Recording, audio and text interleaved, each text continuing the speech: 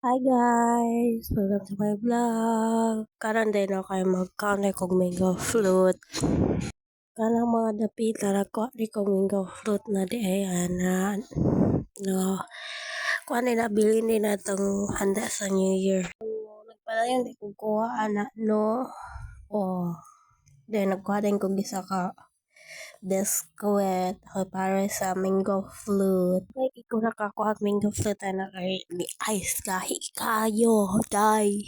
Mga tayo nga nagkuha na rin kong mango flute kaya kung kanon, no. Hinugagan man ako gamay ang mango flute.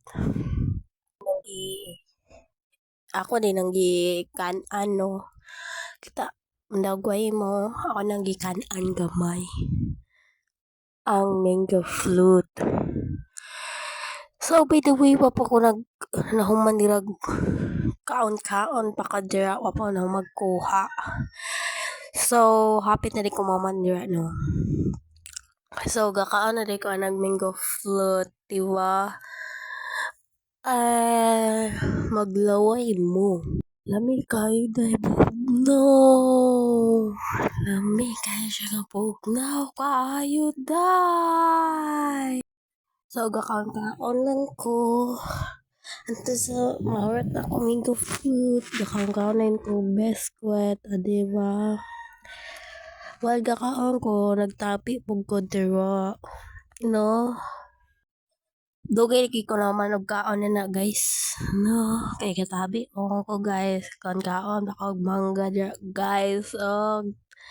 Lami kay ng mangga guys. Lagi. Lami kini mga spaghetti mga mango fruit basta wala na. Pangita din ka. So, by the way guys, gabaklay din mi guys, padlong day mi sa akong igagaw guys kay pagtanaw mi sa iyang anak guys. Kay naabot naman sila naman ang magtanaw mi siyang anak.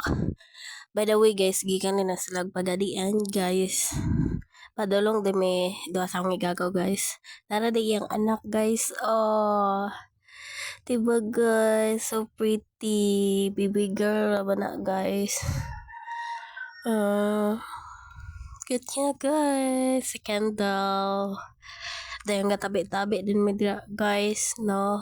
Naday isa na pakanog lampi. Nig, balik na magkatawa na guys, no. Kita mo na guys.